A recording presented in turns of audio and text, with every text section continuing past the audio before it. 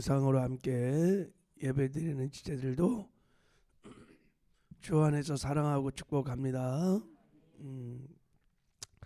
사람이 언제 행복하느냐 하면 내가 쓰임을 받을 때 행복합니다. 그것이 귀한 사람이 쓰임 받을 때는 더 행복해요. 제가 중학교 때 교생 선생님이 오셨어요. 아주 예쁜 교생 선생님이 오셨는데 그 웃는 모습이 아주 너무 예뻤어요. 그래갖고 우리가 다 뿅 갔어요. 우리가 다.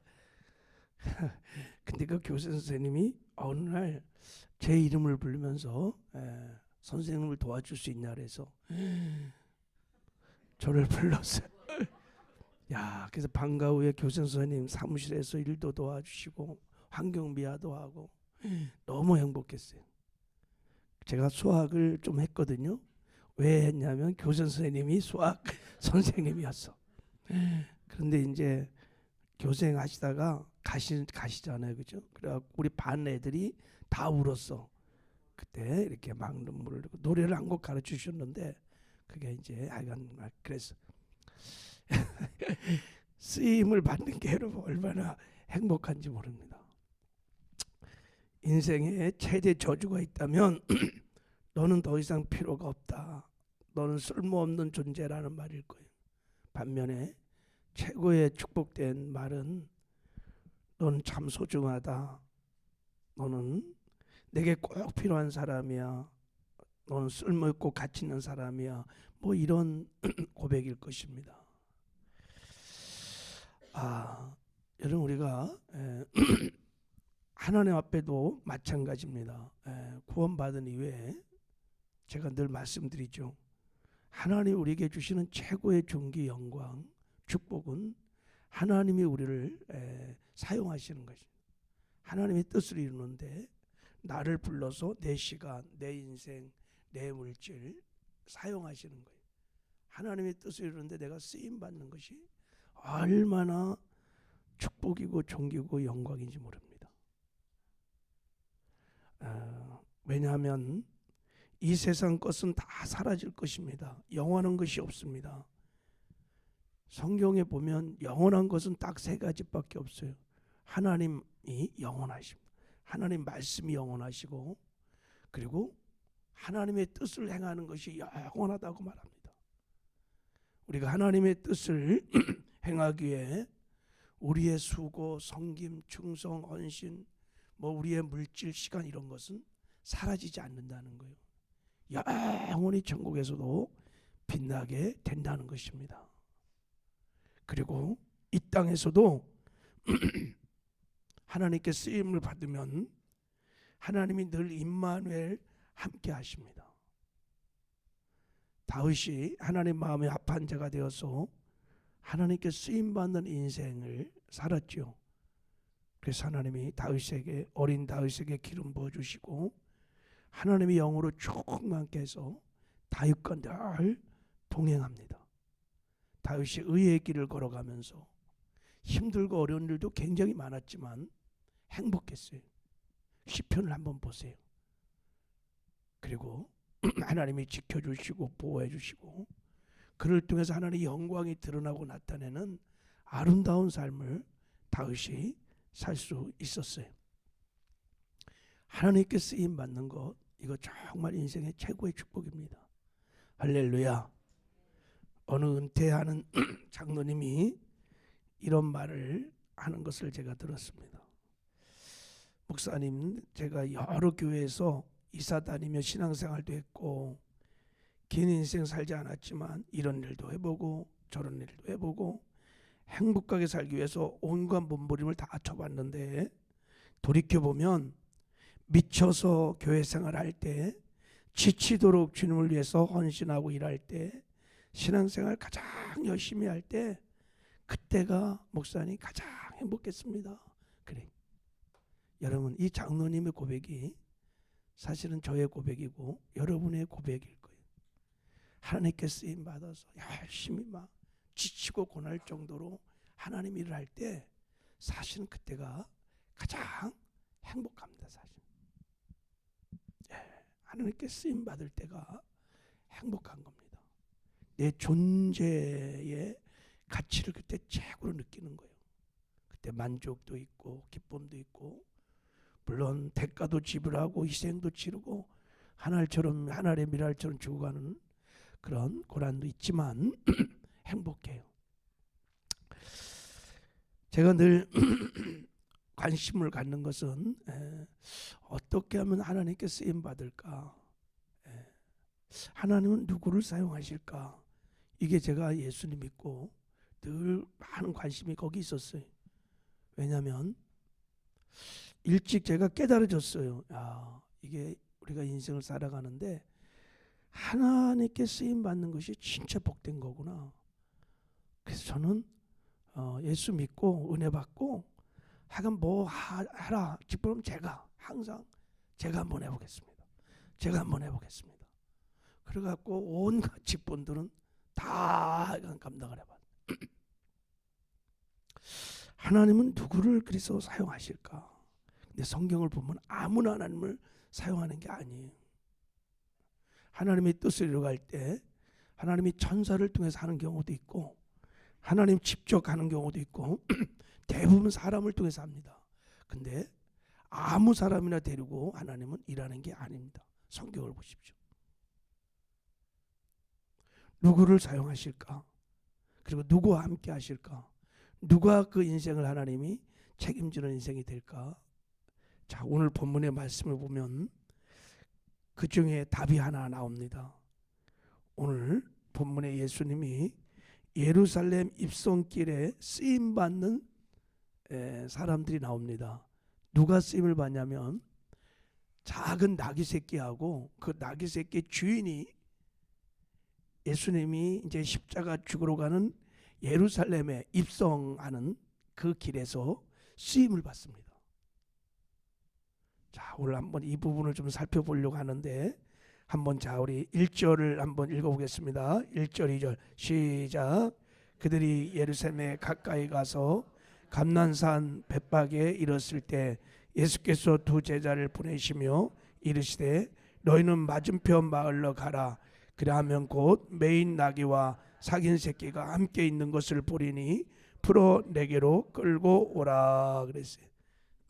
예수님께서 예루살렘이 여러분 꼭대기에 있습니다. 그래서 여리고서부터 이렇게 올라가다가 감람산 기슭에 벳박의 마을에 왔을 때 제자 둘을 보내면서 너 맞은편 마을로 가서 거기 보면 나귀와 나귀 새끼가 묶여 있을 텐데 그거 끌고 오라 이렇게 말을 한 것입니다.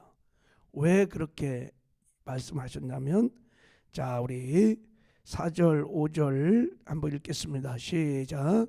이는 선자를 통하여 하신 말씀을 이루려 하심이라. 일러스되 시온의 딸에게 이르기를 내 왕이 내게 임하나니 그는 겸손하여 나귀 곧 멍에 맺는 짐승의 새끼를 탓도다 하라 하였느니라. 스가랴 9장 9절에 예수님이 예루살렘에 입성할 때, 십자가 이제 죽으려고 할 때 나귀를 타고, 새끼 나귀를 타고 입성한다고 예언이 되어 있어요. 예언이 이미. 그래서 이 예언의 말씀을 성취하기 위해서 예수님이 이제 바로 예루살렘을 앞에 두고 나귀 새끼를 타야 되잖아요, 그죠? 그래서 이제 불러오라 그러는 거예요, 나귀 새끼를. 자, 그러면서 예수님이 이런 말씀을 하셨어요. 자, 3절을 읽겠습니다. 시작. 만일 누가 무슨 말을 하거든 주가 쓰시겠다 하라. 그래하면 즉시 보내리라 하시니. 나귀가 있을 거야. 그리고 새끼도 있는데 그거 왜 가져가냐고 그러면 주가 쓰시겠다 하라. 그러면 즉시 보낼 것이다. 이렇게 예수님이 얘기하신 거예요. 자, 이 본문 말씀을 보면 궁금한 게 한두 가지가 아니에요. 어떻게 예수님께서 그 나귀와 나귀 새끼가 있는지 알았을까? 이런 거예요.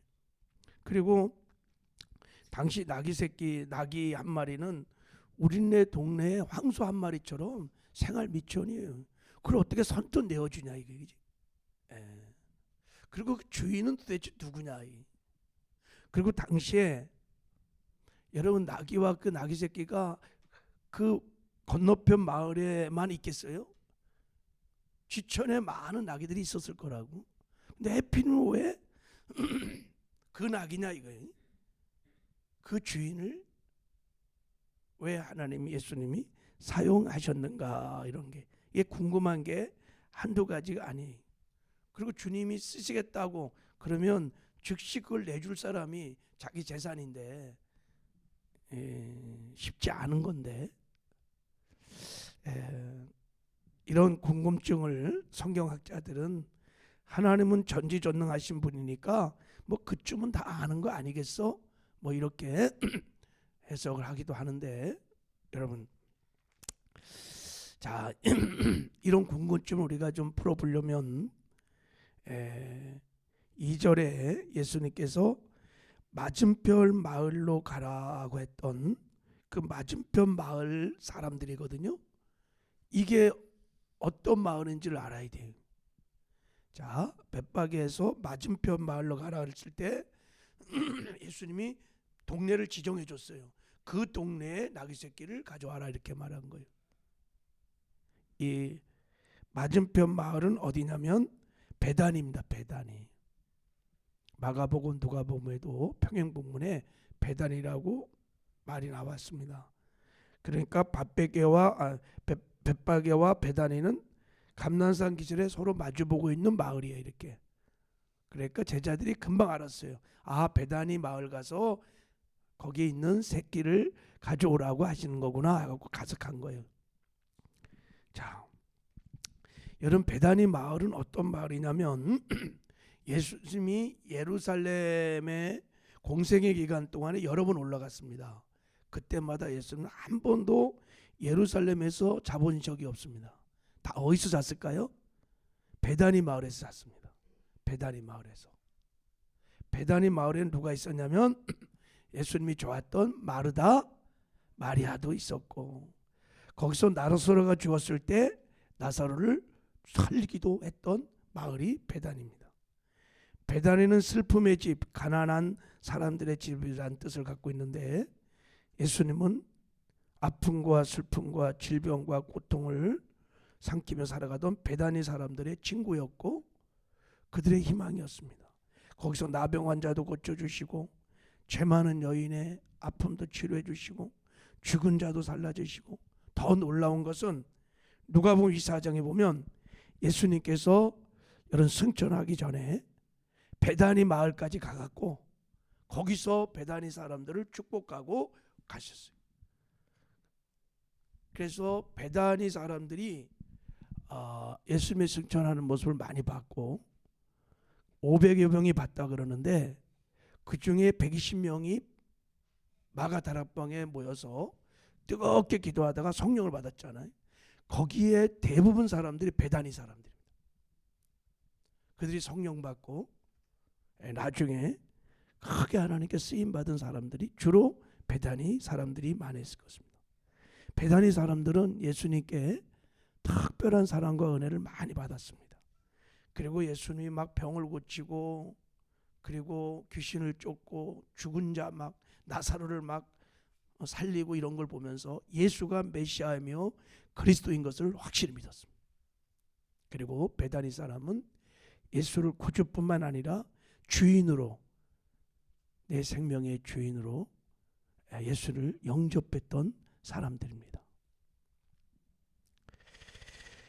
자, 이 나귀 새끼 주인이 자 우리 3절 이제 한번 읽어보겠습니다. 3절을 자 시작.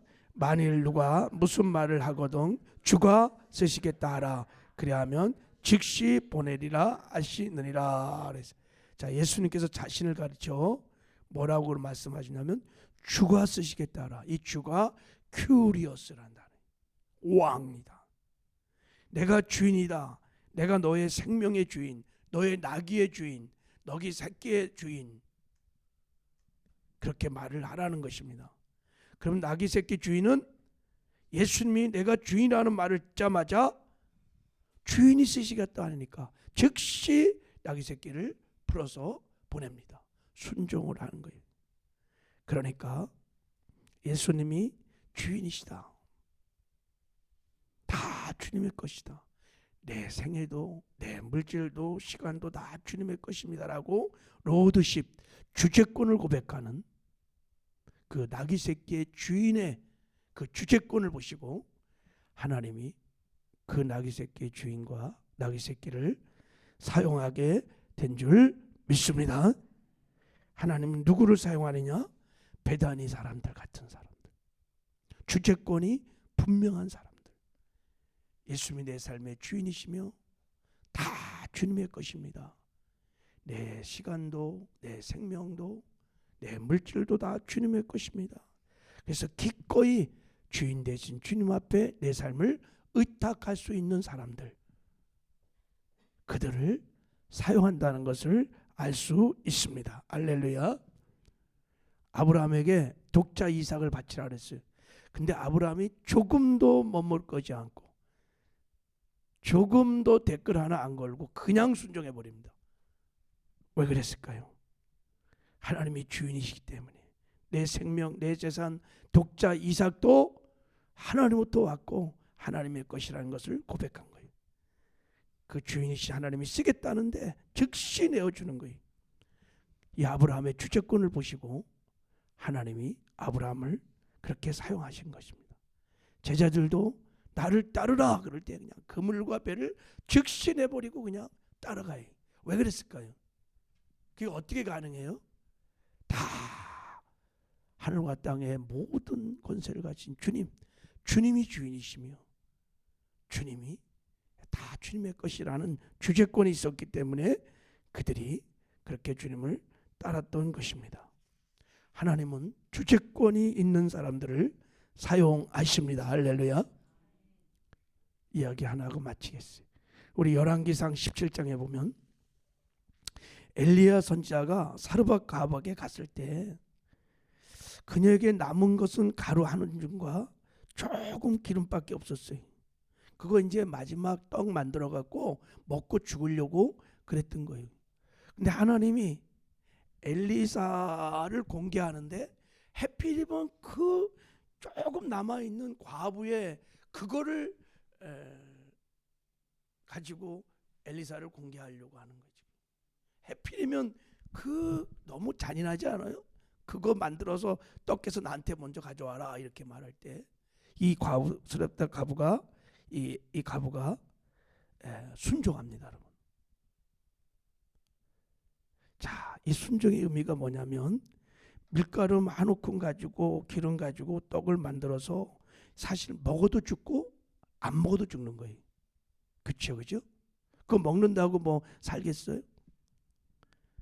자, 이 말은 살고 죽는 것이 빵에 있지 않다는 거예요. 이 여인이 딱 살고 죽는 것은 하나님께 있는 거예요. 주재권의 고백으로 그걸 해갖고 엘리사에게 던진 거예요. 준 거예요. 하나님의 주재권을 보시고 그에게 기적을 베풀어 주기 시작한 거예요. 기름이 마르지 않고 가문 동안에 그 사르밧 가부를 사용하셔서 선지자를 공개하고 마치 선교센터처럼 그를 사용하시기 시작합니다. 여러분, 지금도 하나님이 누구를 사용하느냐? 교회사의 모든 인물들, 성경에 나오는 인물들 다 특징이 하나 뭐냐면 주재권입니다. 예수님을 주인으로 모시고 모든 것이 주님의 것이라고 고백할 수 있는 주재권. 그래서 주인 되신 말씀에 순종할 수 있는 사람. 그 자기의 소유된 백성을 통해서 하나님은 당신의 뜻을 이루어가는 존귀와 영광을 입혀주시는 줄 믿습니다. 그리고 하나님이 우리를 사용했다면 그 인생 하나님이 책임져 주십니다. 할렐루야. 오늘도 예수님 내 삶의 주인으로 모시고 늘 주님 바라보면서 주님과 동행을 하시길 바랍니다. 그러면 여러분의 하루를, 여러분의 시간을, 물질을 하나님이 사용하시고 존귀와 영광을 나타내게 될 줄 믿습니다. 하나님 아버지 감사합니다.